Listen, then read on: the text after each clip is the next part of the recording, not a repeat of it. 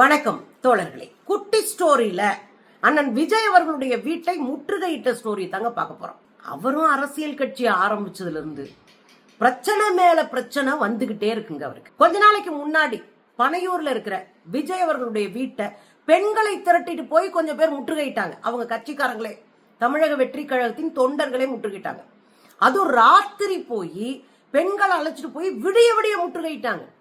எதுக்குன்னா, கட்சிக்குள்ள பாரபட்சம் பாக்குறாங்க, எங்களை எல்லாம் அடிமையா நடத்துறாங்க, தலித்துகளுக்கு அங்க மரியாதை இல்லைன்னு பல விஷயங்கள் வச்சு அவங்க போராட்டம் நடத்துறாங்க. இன்னைக்கு என்ன நடந்து போச்சு? திருவள்ளூர் மாவட்டத்துல மணிகண்டன் ஒருத்தர் இருக்காரு. அவர் தான் மத்திய மாவட்டத்தினுடைய செயலாளரா இருக்காரு.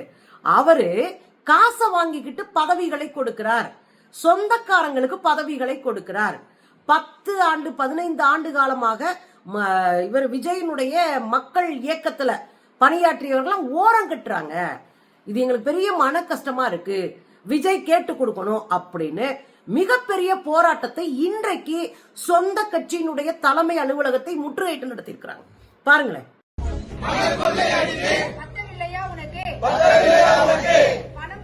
பாத்தீங்கல்ல, அநியாயம் நடக்குது தளபதியே, விசாரணை செய்யுங்கள் தளபதியே கோஷம். புதுசா கட்சி ஆரம்பிச்சு வந்திருக்கிறாங்க. பாவம், முன்ன பின்ன இருக்கும் கோஷம். ஆனா நியாயமா இருக்கா இல்லையா? அநியாயம் நடக்குது தளபதியே, விசாரணை செய்யுங்க தளபதியே அப்படின்னு போராட்டம் நடத்திருக்காங்க. ஆக மொத்தம் கட்சி தலைமை அலுவலகத்துல யாருமே இல்லையா. அதனால பாவம் நூத்துக்கணக்கான இளைஞர்களும் பெண்களும் வந்து போராட்டம் நடத்திட்டு அப்புறம் கிளம்பி வீட்டுக்கு போயிட்டாங்க அப்படின்னு கேட்கிறோம். முதல்ல விஜய் அவர்களுக்கு நாம் சொல்லக்கூடிய அறிவுரை இதுதான். ஒரு கட்சியை வலுப்படுத்தணும்னா கிளை மட்டத்துல வலுப்படுத்தணும். கிளை மட்டத்துல வலுப்படுத்துறதா இருந்தா அவங்களை முதல்ல அரசியல் படுத்தணும். அரசியல் படுத்தினாதான் அவனுக்கு கட்சி மீதும் கொள்கை மீதும் பற்று இருக்கும். அப்பதான் அவன் வந்து கட்சியை எடுத்துட்டு போய் மக்கள்கிட்ட கொண்டு போய் சேர்த்து போராட்டம் நடத்தி கட்சியை வலுவான ஒரு ஸ்ட்ராங்கான ஒரு அமைப்பாக மாத்துவாங்க. சோ ஒரு கட்சியினுடைய உயிரே கிளைகள் தான். ஆனா கிளைகள்லே கோல்மால் நடக்குது அப்படின்னா கட்சி ஸ்ட்ராங்கா நிக்காது. தலைவர்களா இருக்கிற 5 பேரை வச்செல்லாம் கட்சி கிடையாது, தொண்டைங்களை வச்சுதான் கட்சி. அதுல இன்னொரு விஷயம் என்ன அப்படின்னா, கொஞ்ச நாளைக்கு முன்னாடி ஒரு வீடியோ வைரல் ஆச்சு.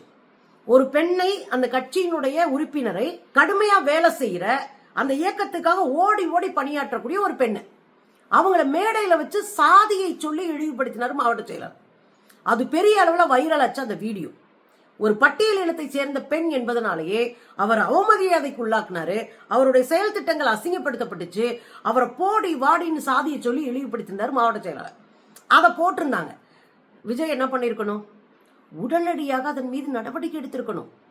சாதி இழிவு பேசி ஒருத்தன் கட்சி ஆரம்பிக்கும் போதே வந்துட்டான்னா அந்த கட்சியை நாசப்படுத்திடுவானுங்கன்னு அர்த்தம். உடனடியாக அவங்க மேல நடவடிக்கை எடுத்திருக்கணும். கூட்டு உட்கார வச்சு என்ன பிரச்சனைன்னு பேசியிருக்கணும். இன்னைக்கு வரை அது பேசப்படல. இதே தூத்துக்குடியில 2 குரூப்பா பிரிஞ்சுக்கிட்டு ஒருத்தர் அடிச்சிட்டு இருக்காங்க. ஒரு லேடி ஒருத்தர் இருக்காங்க, இன்னொரு பையன் ஒருத்தர் இருக்காரு. 2 பேரும் மாத்தி மாத்தி அடிச்சிட்டு இருக்காங்க. இன்னைக்கு வரை மாவட்ட செயலாளர் போட முடியல. அப்ப கட்சியை தன் கட்டுக்குள் வைத்திருப்பவர்கள் தலைவர்கள். அங்க அடிதடி பண்ணி பயங்கரமா போயிட்டு இருக்கு. இன்னொரு பக்கம் பக்கத்துல இருக்கிற விழுப்புரத்துல ஒரு பிரச்சனை வந்தது.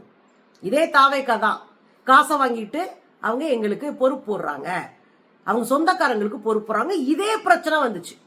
அன்னைக்கு அறிக்கை விட்டாரு அன்னை புஷி ஆனந்த். அப்படிலாம் வாங்கிட்டு போடாதீங்கப்பா, நல்ல பயிலுல இருங்கப்பா அப்படின்னு நாங்க கூப்பிட்டு வச்சு பேசணும். தப்பு இது சரி இதுன்றதுல நெத்திக்கு நேரா பேசணும். அப்பதான் கட்சி திருந்தும், அப்பதான் அவங்க அரசியல் ஆவாங்க. அதை வேடிக்கை பார்த்துச்சு இந்த கும்பல். கடைசியில தலித்துகள் வெளியே வந்து என்ன சொன்னாங்க? எங்களை ஓரம் கட்டுறாங்க, தலித்துகள் என்பதற்காகவே எங்களுக்கு பொறுப்பு வழங்க மறுக்கிறாங்க அப்படின்னு குற்றச்சாட்டை வச்சாங்க. ஊடகங்கள் அது வெளிவந்துச்சு.